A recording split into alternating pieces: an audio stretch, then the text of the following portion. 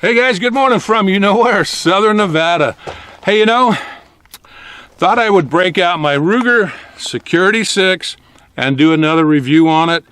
Why? Well, because one, I haven't done a review on this in quite a while, and every time I show this in a video, a lot of people ask questions about it, so I'm just going to do a fresh, new review on this. So, you know what? Let me show you some close-up video while I'm talking about it. Man, look at this beauty. I bought this brand new in 1981, 43 years ago? And I have put thousands of rounds of ammo through this revolver. In fact, I've won some shooting competitions with it. But stainless steel, 4-inch barrel. Of course, it's a double action. Cylinder holds 6 rounds. And these are actually the original grips on it, and you can see they look almost brand new. I normally keep a set of Packmeyer grips on this, but I put these older grips on, or these original grips back on just for this video. But man, just really love shooting this revolver. And of course the rear sight is adjustable. The action is just really super smooth on it. Now this model came out in 1972. And they were produced up until 1988. And again, this one was made in 1981. Pretty sweet, huh? So we're going to put some rounds through this. I just love shooting it. So we'll shoot a single action and double action. And later in the video, I'll show you how to disassemble this, because really you don't need any tools.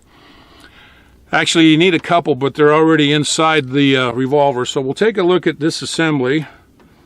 But the big brother to the Ruger Security 6, the GP100.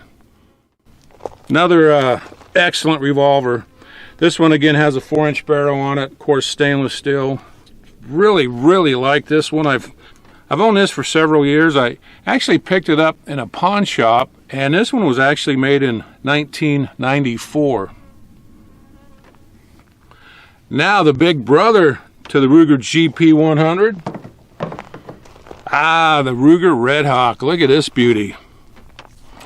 Now this one is chambered in .357 Magnum. Now this is the Gen 1 version. This came out in the mid-1980s. It was made for less than 2 years, and Ruger stopped making them. Look at the size of this cylinder. I think today the Red Hawk holds either 7 or 8 rounds, but now if I compare the Ruger Security 6 cylinder with the Red Hawk cylinder, look at the difference there. I actually bought this one in 1986. I kept it in the box unfired for 12 years and gave it to my son on his 18th birthday. And he absolutely loves shooting this gun. I do have several videos on it. I may or may not put some rounds through these other 2 revolvers. We'll see how much time I have. But right now, let me show you the ammo we're going to put through the Security 6. I've got Federal 38 Special 130 grain full metal jacket. And we're going to shoot some Hornady Critical Defense 125 grain FTX. All right, so again, we're going to put a few rounds through this, and then later in the video I'll show you how to disassemble the Ruger Security 6. All right, I'm going to start off with 38 Special. Now, I do have earplugs in, but when I switch over to .357 Magnum rounds, I will put on some earmuffs. But in the meantime, let's try 6 rounds, double action, at the top target. Have not shot this in a while, might be a little rusty.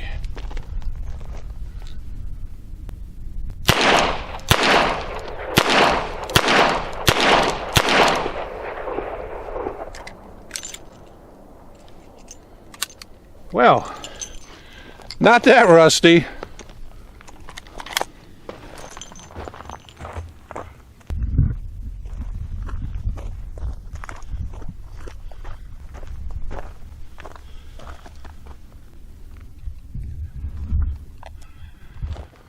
All right, let's shoot 6 rounds of Hornady 357 Magnum ammo at the bottom target.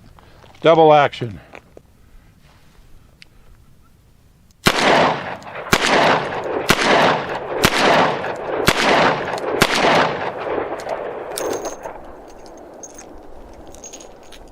A little bit bigger group, but I'll take it. All right, let's try 6 rounds on 3 plates, see what happens. Double action.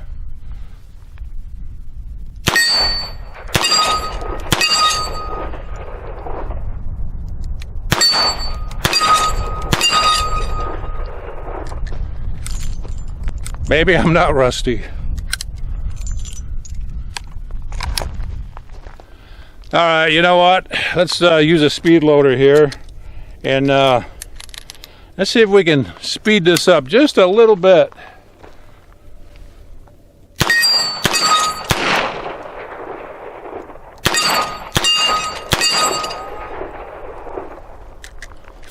I missed one. I told you I was rusty.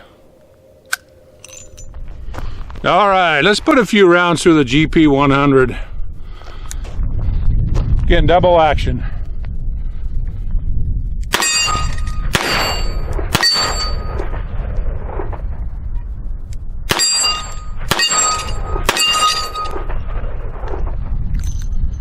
Huh. All right, 1 jug of water versus Hornady critical defense. Whew.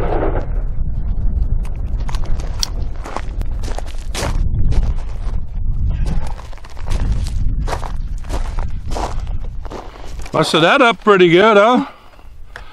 Looks like it went in right there and just come apart.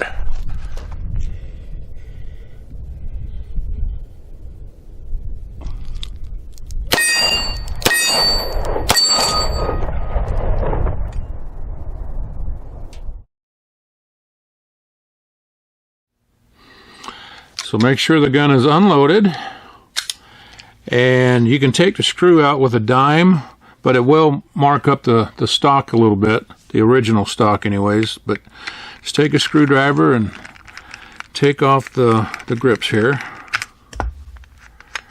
Now when you take these off, there should be a little pin right inside here. You don't want to lose it. Right there. That's a disassembly pin. Pull the hammer back. You have a hole right there. Put your pin about halfway in there. Pull the trigger, release the hammer, and now you can take out the hammer mainspring. Now this only goes back in one way because you have a large notch and a small notch right here. Next you want to pull the trigger all the way back, and you want to take out this pin right here.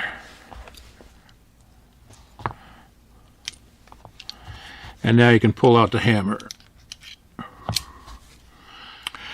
Now if you look, let's see, if you look right inside here, you can see a little plunger. But you have to push in that plunger, and you can actually use this to do that. So let's go ahead and do that. It's easier with a screwdriver, but you can use this out in the field. What I'm going to do is I'm going to pull that plunger and at the same time pull down on the trigger guard. Alright, there we go. And nothing's going to come off of this unless you pull the trigger. You have the transfer bar right here, which if you pull the trigger slightly, you can take it out. And you have the pawl right here. Smith & Wesson calls this a hand. Ruger calls it a pawl, but you don't want to take it out because it is spring-loaded with a small plunger. Next, we're going to take out the cylinder, but you have a piece right here that's going to fall out.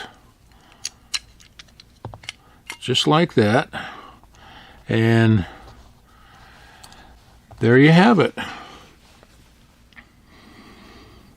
That's pretty cool, huh? Okay, reassembly. First thing we want to do is put this little piece back in. This is the cylinder lock, and it's going to fit in this notch right here. It's going to go in just like this.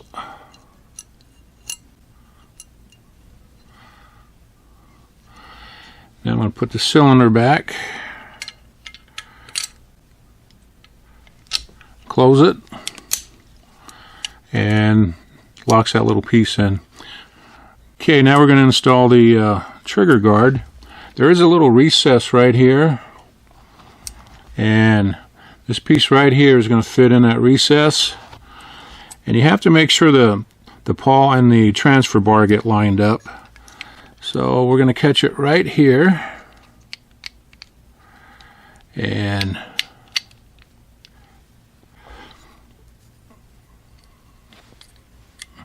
this is the tricky part right here, but it's not too bad. Alright, that looks good. Now this should snap into place. If it doesn't snap, don't force it. You're going to have to reset the transfer bar. It snaps right in there. Now try the trigger a few times, make sure everything works. Alright, next we're going to put in the hammer, pull the trigger all the way back, drop the hammer in, and line it up right here. Put the pin back in, and that looks good right there.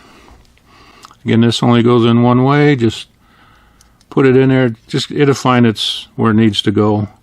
And put it just like that. Pull the hammer back.